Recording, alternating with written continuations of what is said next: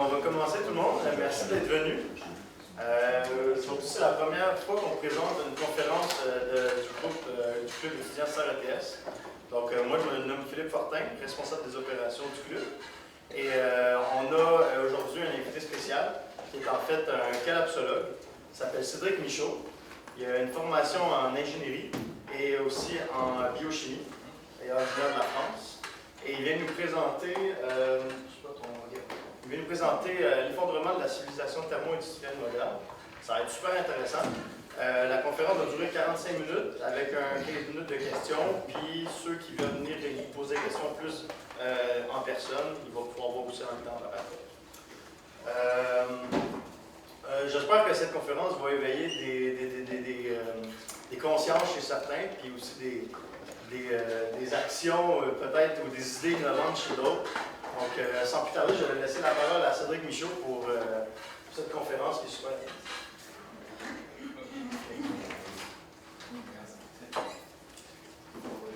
Bonjour à toutes et à tous.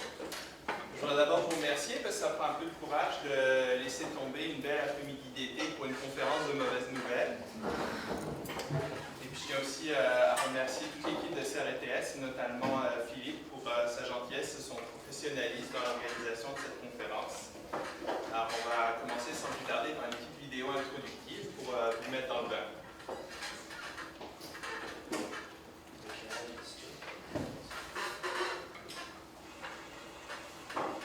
La collapsologie, c'est l'étude de l'effondrement de la société industrielle et de ce qui pourrait lui succéder. Un effondrement, en anthropologie, c'est ce qui se passe lorsque les structures politiques, sociales et économiques d'une société cessent progressivement de fonctionner et que sa population ne peut plus compter que sur elle-même pour subvenir à ses besoins de base, l'alimentation, l'énergie, la santé ou encore l'éducation.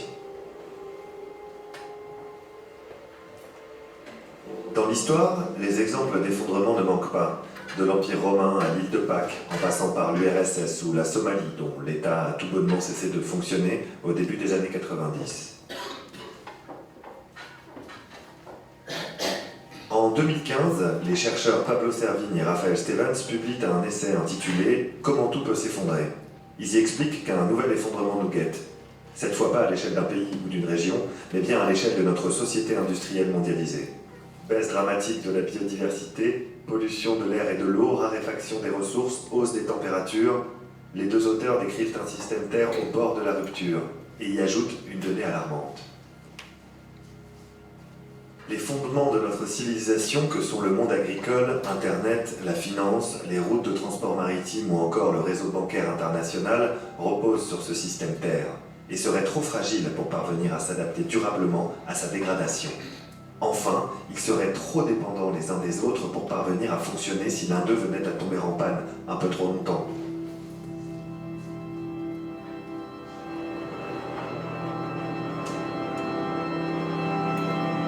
Cette analyse convoque plusieurs champs d'études. Il la baptise collapsologie, du latin collapsus, tomber ensemble, tomber en ruine. La conclusion des collapsologues est sans appel.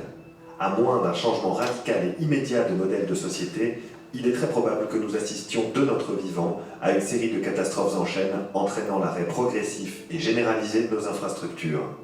Et donc, la fin du monde tel que nous le connaissons.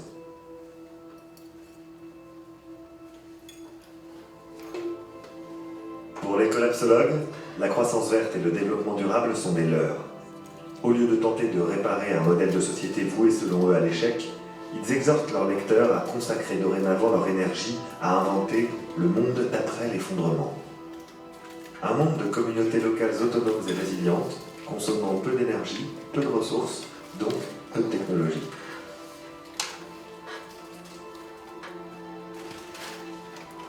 L'été 2018, marqué par plusieurs épisodes caniculaires, le nouveau rapport du GIEC particulièrement alarmant, et la démission soudaine et le constat d'impuissance du ministre de l'Environnement Nicolas Hulot ont imposé la question de l'effondrement dans le paysage médiatique français. C'est la fin de la confidentialité pour les collapsologues, dont les visages et les idées s'installent dans le débat public et gagnent brusquement en notoriété.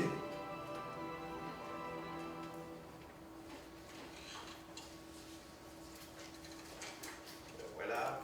mettre leur vin. J'espère que vous ne trouvez pas l'eau trop glacée.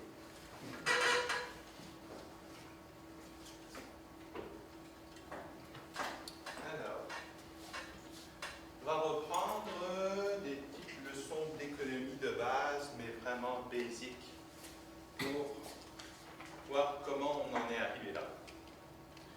Alors, il y a une belle histoire que les économistes nous racontent depuis le monde pré-industriel, que notre société est organisée autour de l'activité économique.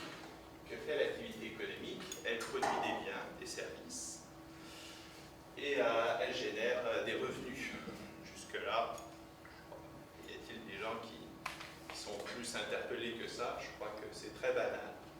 Vous allez voir que ça va très vite devenir beaucoup moins. Et donc, toutes ces activités économiques sont interreliées entre elles, générant multiplicité d'activités économiques et générant multiplicité de biens, de services interconnectés et générant une multiplicité de revenus. Et cette progression, c'est ce qu'on appelle la croissance.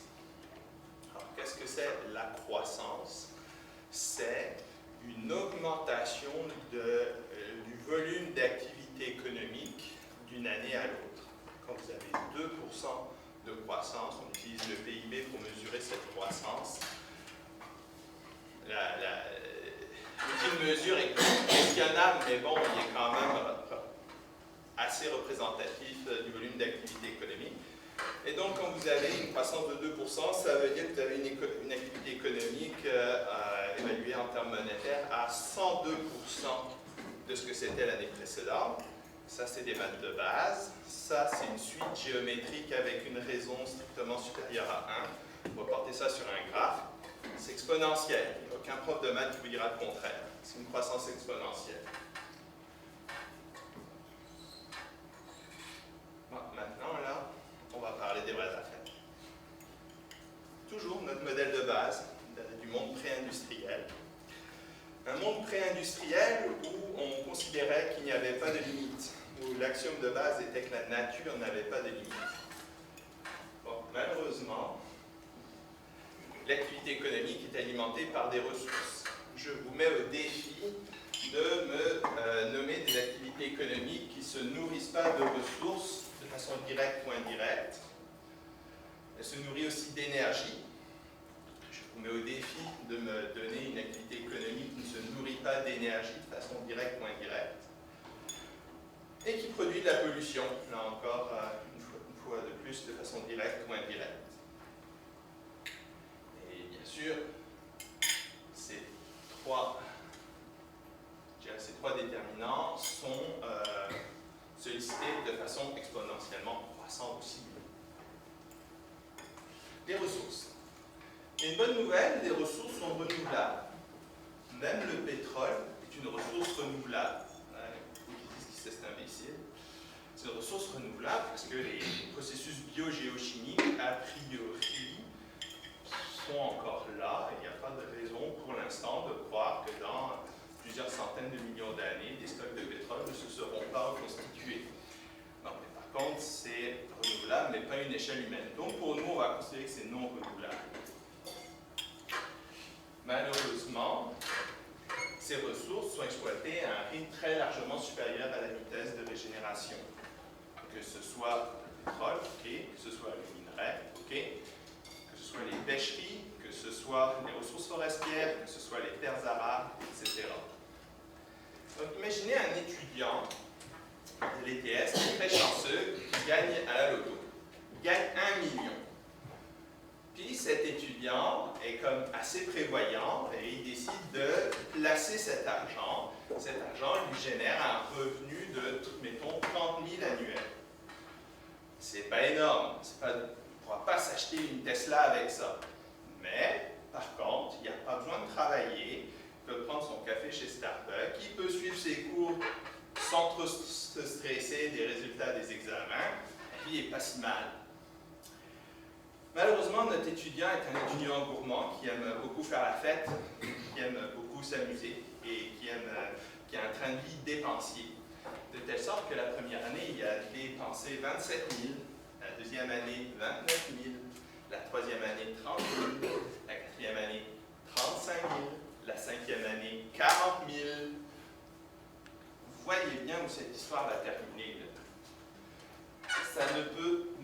c'est mathématique qu'un effondrement temporaire ou définitif de la consommation.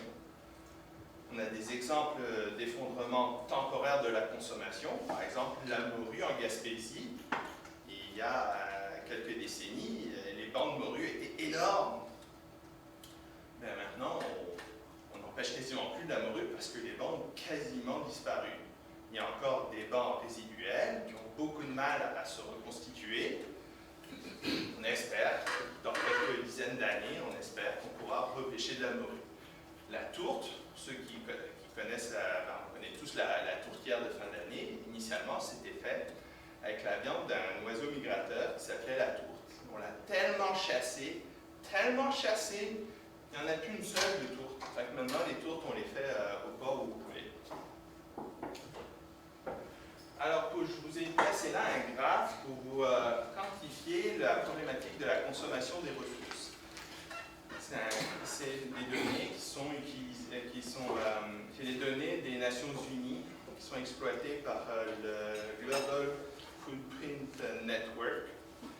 Et donc, qui nous montre que depuis le début des années 80, la date du 31 décembre a été dépassée. Qu'est-ce que c'est cette date? C'est la date à partir de laquelle l'humanité puise dans le capital. Je prends la métaphore de mon étudiant de tantôt. Et donc, à partir, en 87, le 19 décembre, après le 19 décembre, on tapait dans le capital. Cette journée du dépassement n'a pas cessé de progresser, de telle sorte qu'aujourd'hui, cette année, le chiffre est sorti il y a quelques jours, on est rendu au 29 juillet. Ça vous donne une idée de à quel point on a puisé dans le capital. Vous doutez bien, si je prends la métaphore de l'étudiant, qu'il est temps qu'il s'arrête. Parce qu'à un moment donné, là, quand on n'arrive plus à payer ni l'épicerie ni le loyer, là, on a un vrai problème. Ensuite, pour continuer notre histoire un petit peu recadrée de l'activité économique, l'énergie. Présentement, l'énergie est essentiellement fossile. On commence tranquillement à passer à une transition à l'électricité, quoique c'est un terme qui est relativement galvaudé. Mais essentiellement, notre recours à l'énergie est fossile. Je vous demande d'imaginer 5 secondes ce que serait votre vie pendant une semaine si on coupe immédiatement tout approvisionnement en énergie fossile. Puis je vous demande même de l'imaginer si on avait cet approvisionnement qui est à 75% de ce qu'il est présentement. On est totalement dépendant, on est des vrais junkies. Et quand c'est des énergies fossiles, elles sont soumises à un pic. Alors, c'est quasiment évident, c'est fou de voir qu'il y a des gens qui débattent encore là-dessus, parce que c'est comme une chasse au coco de Pâques. Au début, vous commencez quand un enfant fait une chasse au coco de Pâques, il en trouve facilement. Fait que là, ça va bien, il en trouve. Et là, à un moment donné, il a exploré à peu près toute la maison, tout le jardin, il commence à en trouver moins. Et donc, la vitesse de découverte commence à diminuer, puis à un moment, il n'y en aura plus de coco. Alors, je vous ai reporté ici ça sur un graphe. Sur ce graphe, vous avez la production de pétrole conventionnel. Donc là, le pic, là, il a été reconnu par l'Agence internationale de l'énergie. Ça lui a pris un peu de temps pour le reconnaître, mais oui, ça a eu lieu en 2006. Et qu'est-ce qui se passe quand un junkie, d'un seul coup, se fait « j'ai même pas coupé la dope, mais en avoir un peu moins ». Ça va pas bien. Qu'est-ce qui s'est passé à 2 ans après le pic pétrolier, en 2008? La crise bien connue. Alors là, on s'en est sorti un petit peu parce qu'il est rentré dans la game le pétrole de schiste. Mais là aussi, le pétrole de schiste, c'est un pétrole qui est beaucoup plus difficile à aller chercher. on gratte les fonds de tiroir. Puis à un moment donné, les réserves en pétrole de schiste vont terminer. Pour la petite histoire, il faut savoir que les forages de pétrole de schiste ne survivent que par subvention de Wall Street. Parce que ça coûte tellement cher de mettre en place ces infrastructures, le processus d'extraction est tellement énergivore qu'ils n'arrivent même pas à générer de bénéfices une fois qu'ils ont vendu leur pétrole de schiste. Là, en plongée, là, on commence à être sérieusement sur la réserve d'oxygène. Ensuite, pour vous illustrer la notion de pic pétrolier, je vous ai mis ce graphique qui a été présenté par Olivier Berrillier, qui est actuaire et qui tient le site Les Crises et qui a fourni ses sources. C'est Jean Laherrère, Campbell, l'Agence internationale de l'énergie. Donc, je vous invite, si vous voulez, sur YouTube, il y a plusieurs vidéos où il explique cette courbe. Vous allez apprendre beaucoup de choses. Ce graphique est très très riche d'informations. Là, sur la courbe verte, vous avez la découverte des gisements pétroliers. Et sur la courbe rouge, vous avez la consommation de pétrole. Donc là, ici, là, vous avez les 30 glorieuses. On les voit, on les voit vraiment. Parce que là, on a eu des découvertes croissantes, une production qui était croissante, tout allait très bien. Et beaucoup de gens de la classe dirigeante, je ne sais pas si c'est par incompétence ou c'est parce qu'ils font semblant de ne pas le savoir, s'imaginent, courent après les prochaines 30 glorieuses. Il n'y en aura pas, là. C'est juste fini, là. Parce que l'approvisionnement énergétique, du moins au niveau du pétrole, ne pourra plus jamais être. En 1985, les courbes se croisent. Là, c'était peut-être le temps de se poser de sérieuses questions. Visiblement, les questions n'effleuraient personne. Et donc là, on pourrait vivre possiblement un pic pétrolier en 2020-2025. Alors, en plus, on dirait que Olivier Berrillier a pris pour une hypothèse, il a remonté sa courbe des fois qu'on fasse une belle découverte entre-temps. Mais là, on commence à explorer pas mal tout le globe. Fait que, les découvertes pétrolières supplémentaires, c'est pas exclu, mais ça commence à devenir pas mal moins probable. Si vous voulez savoir ce que ça donne, un pic pétrolier, là, imaginez qu'on verrouille la salle et qu'il y a quelques personnes qui sont des dealers, distribuent de la dope à tout le monde, petit à petit. Puis chacun y va, chacun se sniffe, chacun se pique, c'est la fête, c'est la fête. On va appeler ça les 30 glorieuses. Puis là, le monde en veut un peu plus, puis un peu plus, puis un peu plus, puis un peu plus, puis un peu plus. Là, on a une consommation historique de pétrole.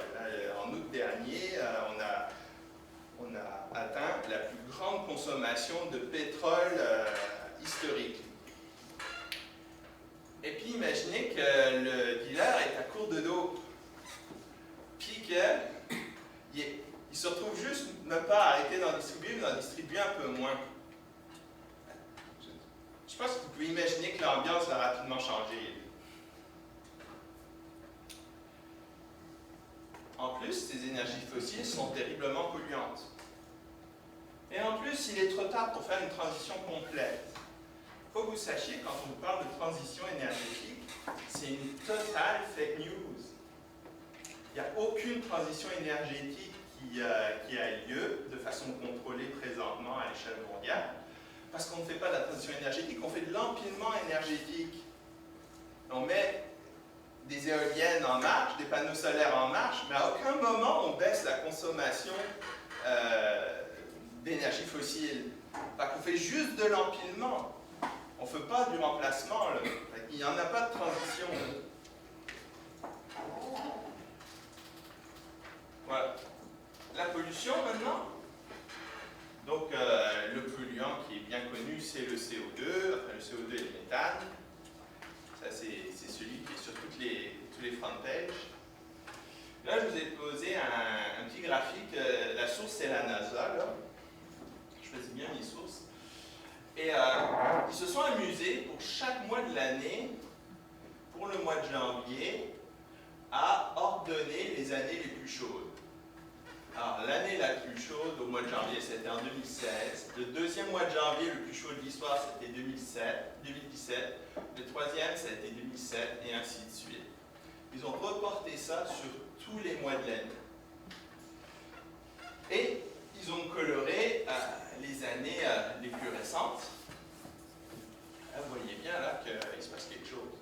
Autant on peut défendre, oui, qu'il y a une variation climatique. Oui, il y a une variation, certes, d'une année à l'autre, mais là, il y a une tendance générale qui est indéniable. La pollution des océans, vous connaissez sûrement cette statistique bien connue, que si on ne fait pas rien radicalement très vite, en 2050, il y aura plus de plastique que de poissons dans l'océan. C'est là qu'on va.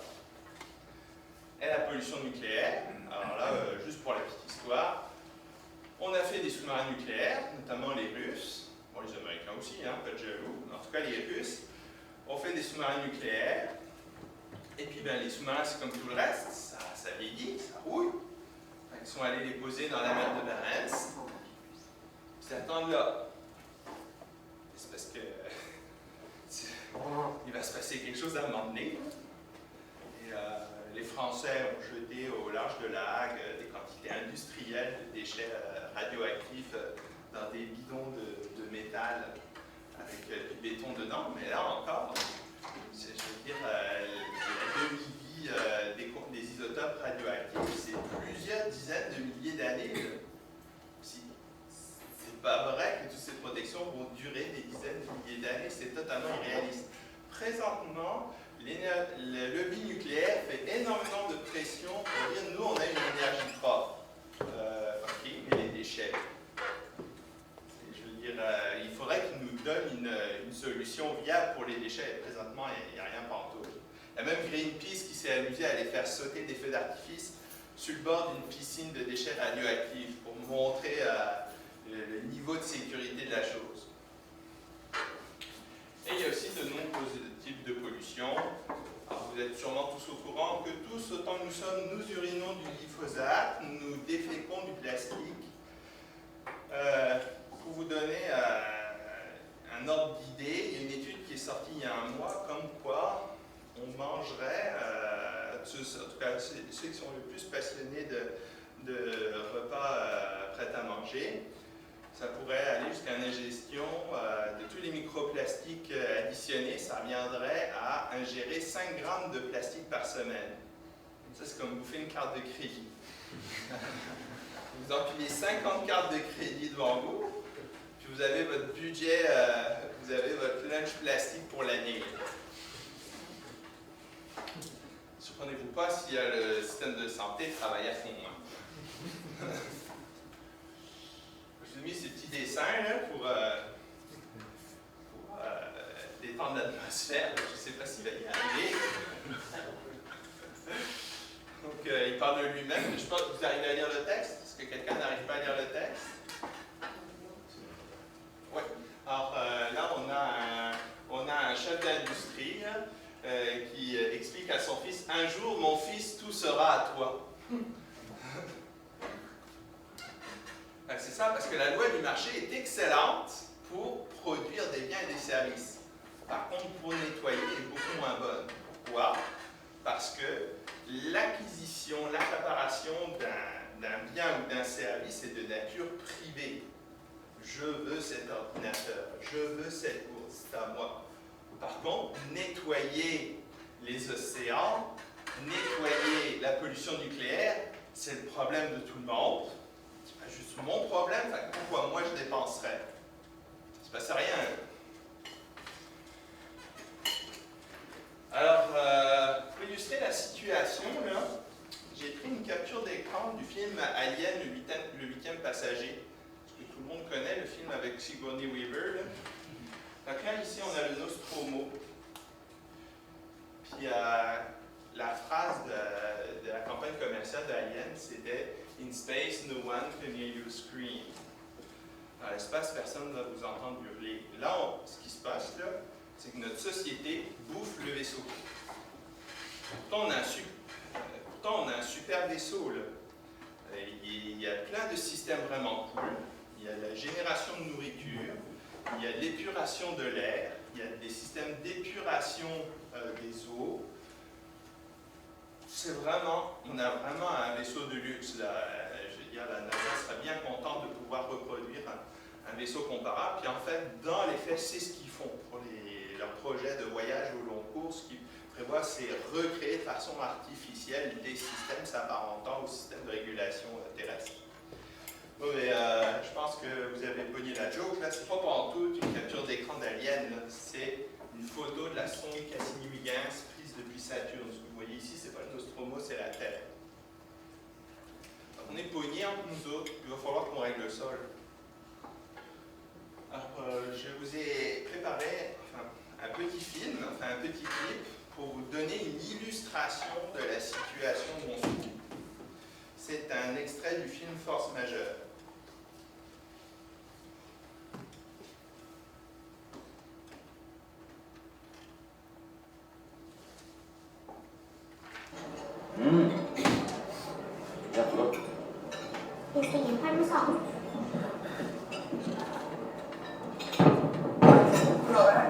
Oj, kolla här. Kolla här.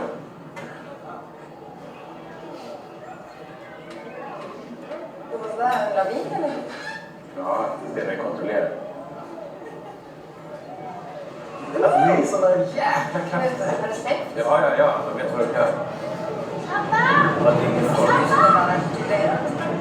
Harry, det är lugnt.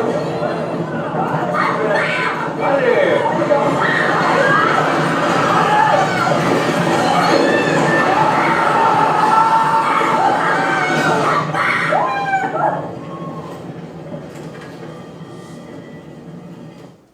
C'est rigolo, mais ça illustre pas mal d'affaires. Je vais vous montrer ça. Au début, dans les 5 à 10 premières secondes, on a le développement durable. C'est-à-dire qu'on peut être en développement sans qu'une mécanique de catastrophe soit enclenchée. On reprend.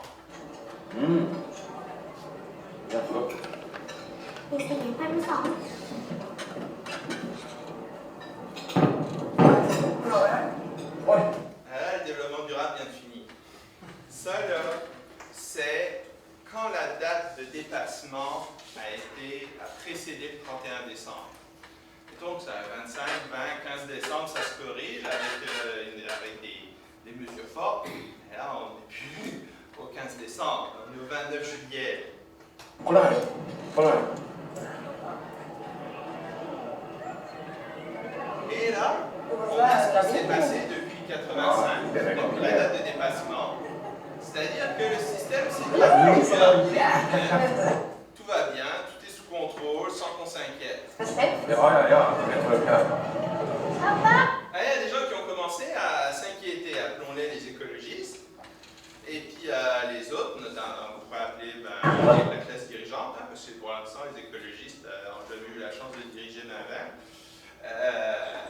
Eux autres, nous, non, tout sous contrôle.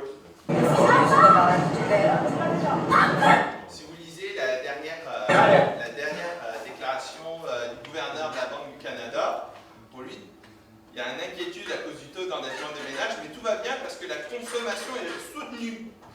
Donc, tout va bien.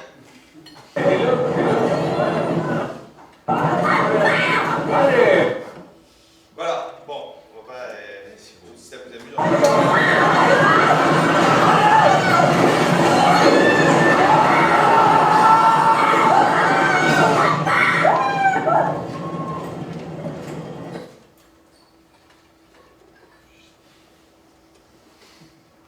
Moi je dirais là, chacun son film, moi je dirais qu'on est à peu près là. Là, les ennuis commencent, mais on a encore un semblant de contrôle dessus.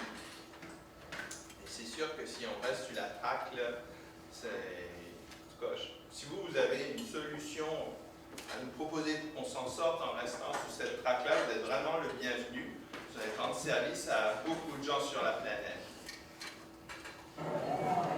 Ni är såna jäkla katter.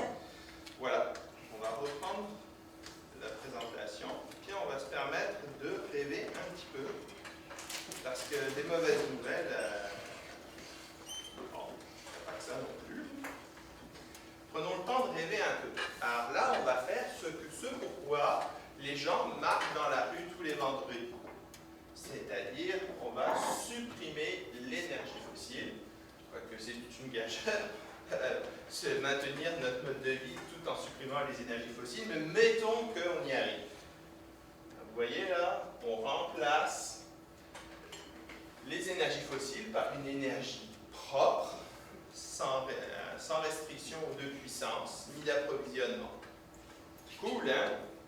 Selon vous, ça devrait bien finir ou mal finir? Je vous laisse réfléchir en 30 secondes. Ceux qui pensent que ça va bien finir, est-ce que vous pouvez lever la main? Ceux qui pensent que ça va mal finir, vous pouvez lever la main. Oui, visiblement, le camp des pessimistes l'emporte largement.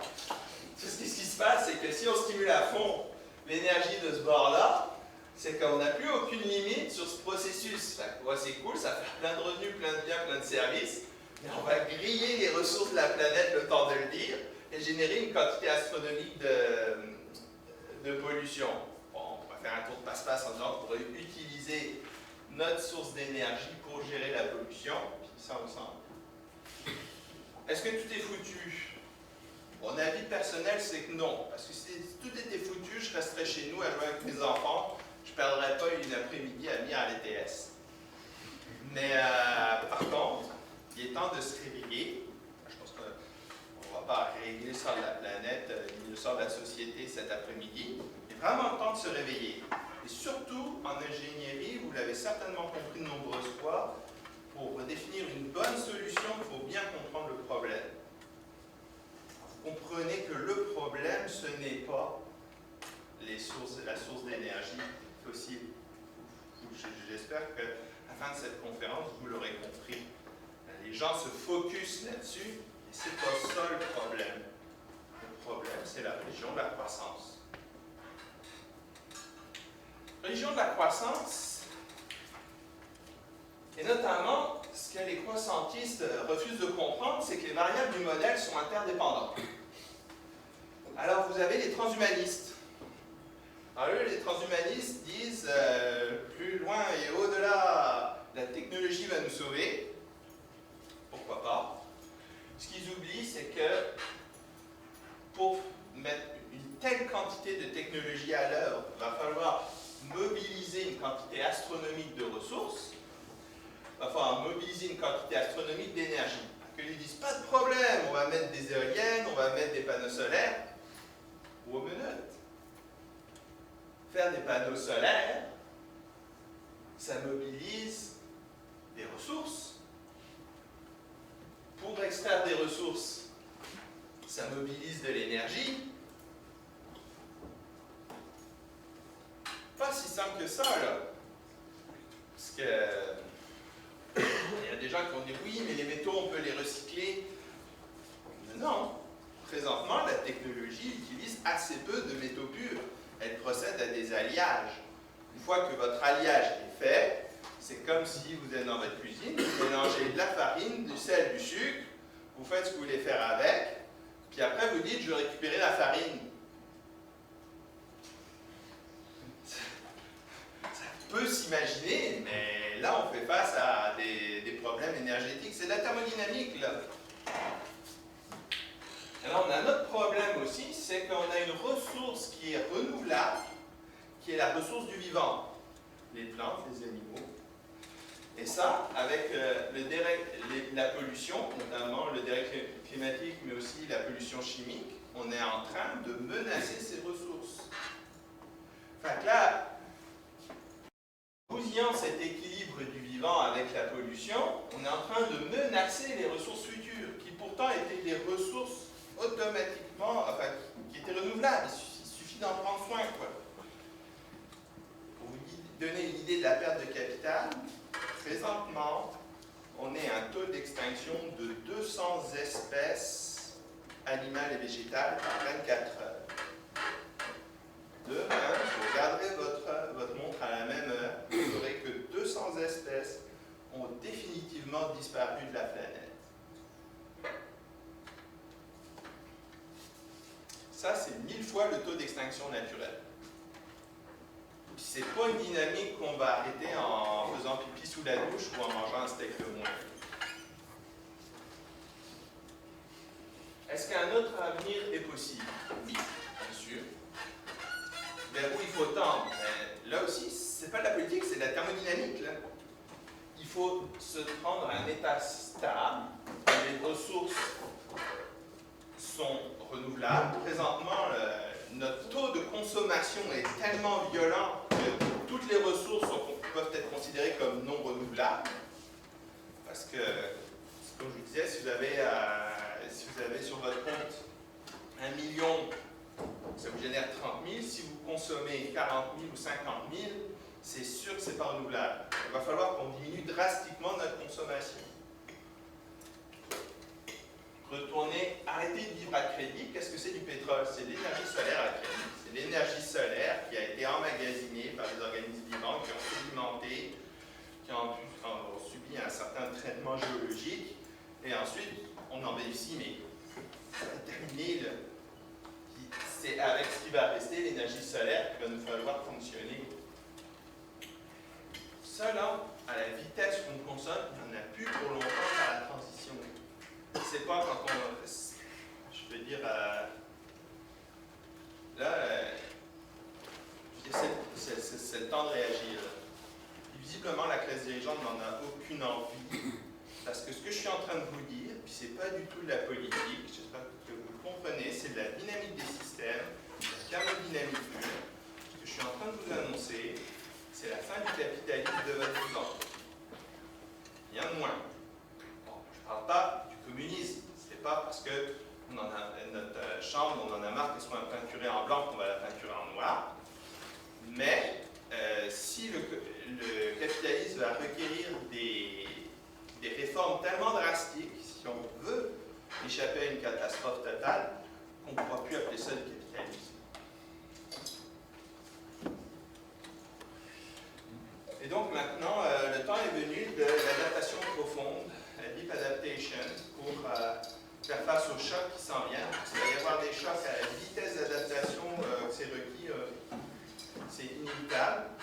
Donc John Bendel, en 2017, a publié un papier qui a fait un gros buzz. Il donne les 3 nouveaux R, les 3 grands principes de l'adaptation profonde. C'est la résilience, comment résister aux chocs qui s'en viennent, le renoncement, à quoi on doit renoncer pour ne pas empirer la situation, et la restauration, comment restaurer ce qu'on a détruit. Alors, tout ce que je vous dis là, je ne l'ai pas inventé sous ma douche. Tout ce que je fais, c'est vous reporter de façon condensée, synthétisée, les choses qui sont données par ces sources-là. Et ces sources-là, c'est la crème de l'ingénierie française. C'est des ingénieurs qui sonnent l'alarme, essentiellement. Alors, on a Jean-Marc Jancovici, qui est expert en climat et énergie. Je vous encourage vivement à écouter ses vidéos. On a Philippe Diewix, qui démonte sans problème le mensonge de la croissance verte. Pablo Servigne, c'est le premier qui a accroché le grelot pour l'effondrement avec Raphaël Stevens, mais en fait, il n'avait pas inventé grand-chose de nouveau. Toutes ces catastrophes avaient été annoncées par Meadows en 1972. Il avait prévenu dans le rapport Halte à la croissance, il avait dit, si vous dépassez un certain stade, vous enclenchez une dynamique de catastrophe. Quand je dis une catastrophe, une vraie, parce que selon ces prévisions, on passe d'une population en 2030 de 10 milliards à 1 milliard d'individus en 2050. Là, le premier réflexe, c'est de dire, waouh, le gars, il exagère. Il y a une équipe de chercheurs australiens, Turner et Hall, qui ont repris en 2014 toutes les données de Meadows et qu'ils ont actualisées. Ils ont voulu répondre à cette question, est-ce que les prévisions de Meadows tenaient la route ou est-ce que c'était un délire total? Bien, sur l'intervalle 1972-2014, allez faire la recherche Meadows, Turner, vous allez voir le résultat. À quelques pouillèmes près, les prévisions de Meadows sont exactes.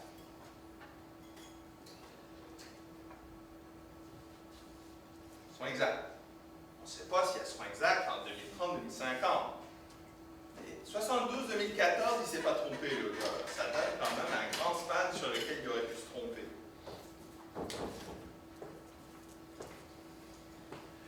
Les auteurs de fiction s'y mettent, puis cherchent des solutions.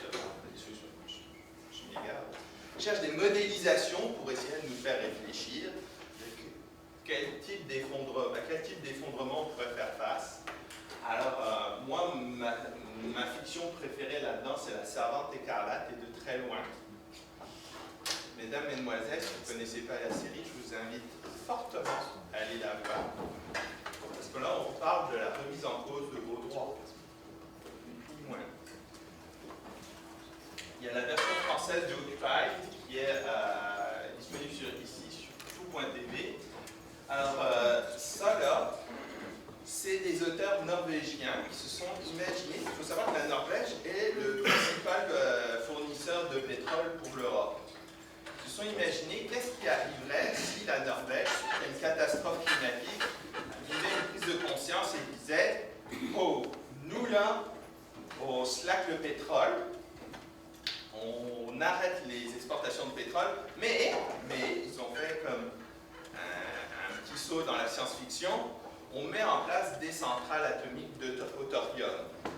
La Norvège est très riche en thorium, et les centrales atomiques à sel fondu sont beaucoup plus propres que les centrales atomiques classiques uranium ou plutonium. Et donc, ils se sont imaginés qu'est-ce qui arriverait. Et je peux vous dire que ça vaut le détour. Il y a la série Black Mirror qui est bien connue pour vous dire que la technologie, ça a des limites. Puis en fait, c'est le sujet que cette conférence aborde, les limites. On est une société qui refuse les limites. Mais c'est qu'il y a des limites physiques et sociales, et si on les outrepasse, ça ne peut pas être sans conséquence. Maintenant, on fait quoi? Ben, en fait, il faut en parler. Il faut vraiment, c'est ce que je fais aujourd'hui devant vous, ce que je vous invite à faire dans vos cercles respectifs, en parler pour préparer les ruptures. Parce qu'il va y en avoir. Soit on fait une rupture de fonctionnement civilisationnel pour échapper à la catastrophe, soit la nature s'en charge. Alors, vous pouvez m'écrire au courriel début du monde nouveau à commercial@gmail.com. Présentement, l'Association québécoise de collapsologie, l'ASA, est en cours de constitution juridique. Une fois qu'elle sera constituée, voilà, ça va être un autre courriel. Mais en tout cas, vous pouvez me contacter à ce numéro, à cette adresse courriel. La présentation maintenant est terminée. Avant de passer aux questions, je voudrais dire qu'il est possible, pas que ça va arriver, mais il est possible que vous viviez dans les jours, les semaines qui suivent une certaine forme de désespoir, certaine forme de, voire même de, n'ayons pas peur des mots, de dépression. Que vous sachiez d'abord que vous n'êtes pas seul là-dedans. C'est normal. Vous allez traverser, à moins que vous nous preniez pour un taré, c'est votre choix. Puis j'ai aucun problème, mais il faut que vous sachiez que le nombre de tarés qui vous entourent grossit lui aussi à une croissance exponentielle. Donc, c'est ça. Je vous demande juste le réflexe, c'est peut-être d'avoir des réflexes un peu intenses, style d'aller se cacher dans une grotte avec des barres de protéines et des carabines, ou d'abandonner violemment ses études. Je veux dire, avant de faire tout geste, toute décision impulsive, prenez le temps d'en parler calmement. Il y a, en collectivité, il y a des choses beaucoup plus sympas à faire. L'important maintenant, ce n'est plus de s'enrichir. Vous voulez vous enrichir, ok, allez-y.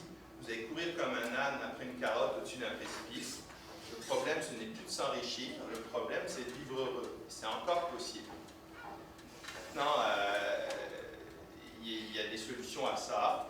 Là, on a Jacques qui est avec nous, qui aurait beaucoup de choses à nous conter sur la famille, qui est une ressource, qui est un lieu qui est un système de développement et d'épanouissement et de résilience très fort.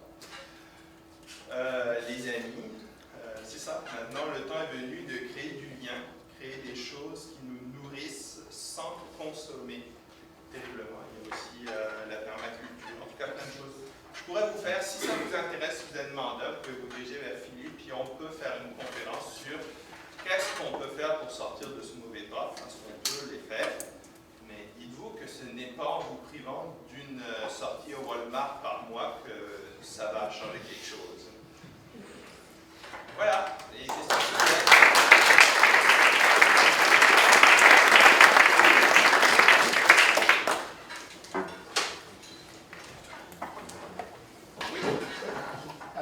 Ce que j'ai compris, donc, le mouvement de collapsologie, en fait, c'est une approche un peu scientifique pour changer notre façon de voir le capitalisme.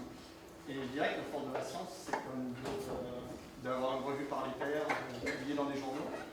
Où est-ce que je vais pouvoir trouver ces papiers de la collapsologie? La collapsologie, comme tous les grands mouvements de pensée,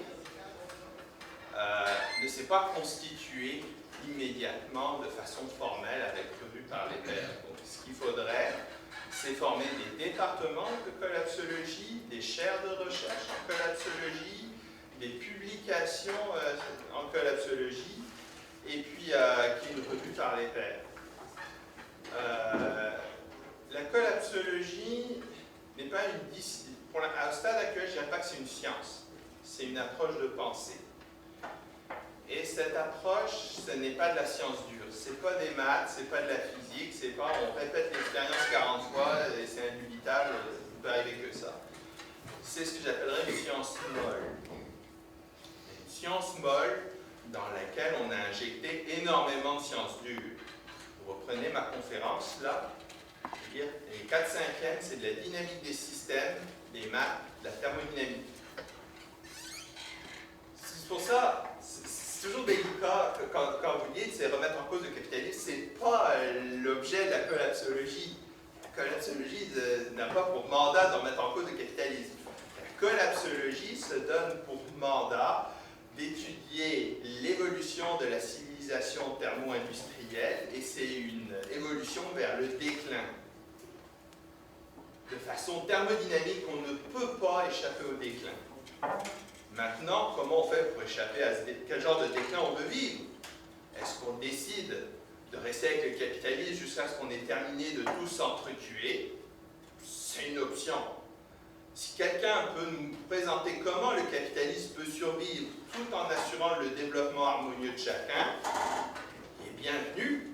Il n'y a pas, c'est pas idéologique. Pour l'instant, je n'en ai pas trouvé un seul. Il n'y a aucun collapsologue qui en a vu un seul. Parce qu'en fait, le capitalisme, il faudrait que je reprenne la présentation, le modèle de référence. En fait, le capitalisme, c'est quoi? C'est d'essayer que tout le système est piloté par ça. Ça, on s'en fout, ça n'a aucun intérêt. Ça, on s'en fout, ça n'a aucun intérêt. Ça, on s'en fout, ça n'a aucun intérêt. C'est ça le capitalisme, c'est l'enrichissement à tout va. À aucun moment dans le fonctionnement du capitalisme, on demande de prendre en compte la pollution, on demande de prendre en compte l'énergie, on demande de prendre en compte les ressources. À aucun moment. Parce que les axiomes de base du capitalisme disent que la nature est infinie. On peut puiser ad vitam aeternam dedans, et puis on peut polluer dedans, elle va l'absorber anyway. Mais ça, c'est un axiome pré-industriel. Ça ne fonctionne plus dans notre monde de machines. C'est ça. Mais c'est le début d'un mouvement, là. Alors, c'est sûr qu'il y a des problèmes avec le terme collapsologie. Je le reconnais. Le premier problème, c'est logie. Ça fait passer pour une science, ce n'est pas une science. C'est une approche transdisciplinaire qui puise dans différentes sciences. Moi, comme ingénieur et biochimiste, donc qui a trempé dans les sciences dures, j'ai choisi de l'aborder par le côté, je dirais, le plus indiscutable. La thermodynamique, la dynamique des systèmes, ça se réinvente pas. Je veux dire, c'est dur de remettre en cause ça. Vous pouvez le faire, mais c'est difficile. La deuxième chose, c'est dans collapsologie, il y a le mot collapse. Parce que ça parle d'effondrement. Mais moi, je maintiens, et d'autres penseurs plus ou moins proches de la collapsologie, notamment Arthur Keller, on maintient qu'on peut échapper à un effondrement. On peut. Donc là, on parle plus de collapsos. Et d'ailleurs, c'est ce qu'on disait dans la vidéo au début. Il disait, à moins d'un changement radical et profond du système de fonctionnement de la civilisation actuelle, on va assister à un collapse. Et oui, c'est vrai, ça presse, puis il va falloir changer vite, fort. C'est ça. Est-ce que la collapsologie, ça se concentre plus sur justement le constat du problème ou sur les solutions?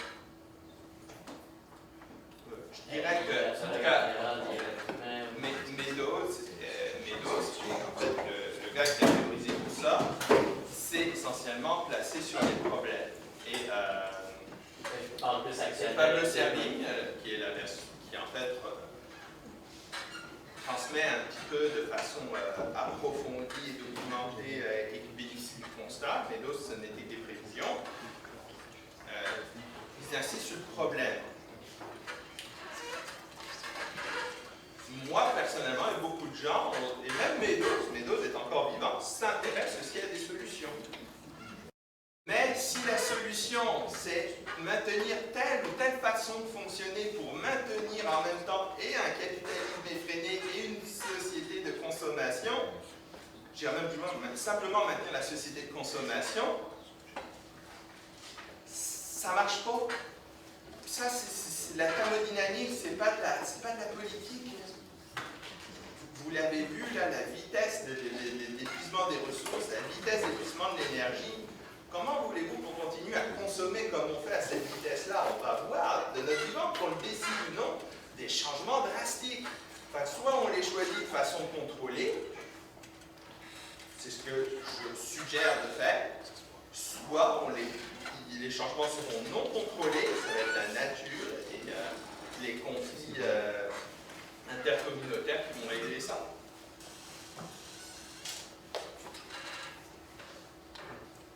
C'est ça. Ouais. Les changements qu'on doit appliquer, ils doivent être faits à quel niveau? Est-ce que c'est au niveau individuel? Est-ce que c'est au niveau de communauté, sociétale, politique, démocratique?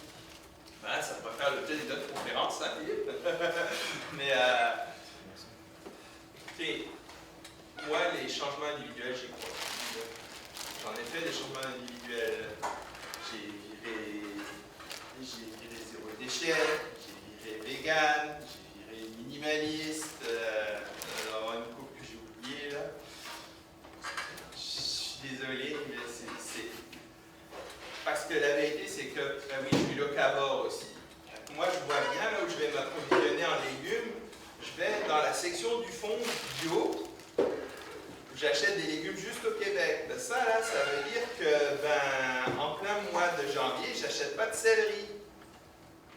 Bon, ben, moi, je vois quand je charrie ma caisse de céleri, pas ma caisse de céleri, mais mon sac de patates sur mon chariot, je passe à la caisse, parce que je m'approvisionne chez un grossiste. Bon, ben, il y en a 15 qui font la file avec leur céleri puis leur machin de poussé au Mexique, leur ail poussé en Espagne. Et come on, l'ail en Espagne, Simonac. Il n'y a rien de plus bon à faire pousser que de l'ail. Il faut juste accepter que quand il sort au Québec, je crois que c'est au mois de novembre, tu fais ton stock. Mais les gens ne veulent pas faire ça. Savez-vous que le stock de nourriture moyen dans la société thermo-industrielle, c'est 48 heures. Moi, là, chez nous, là, vous pouvez tout fermer, nous enfermer, on t'offre un an. Ben, je ne dirais pas où j'habite, là.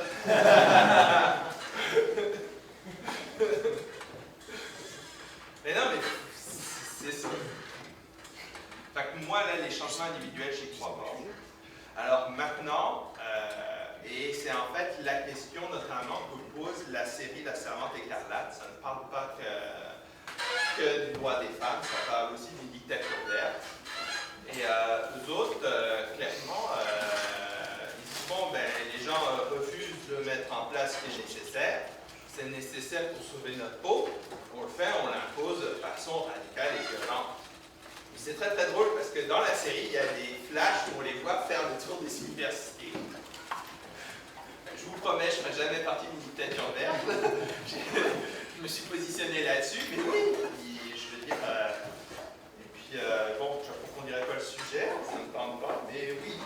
gens qui sont déterminés, qui se préparent intensément.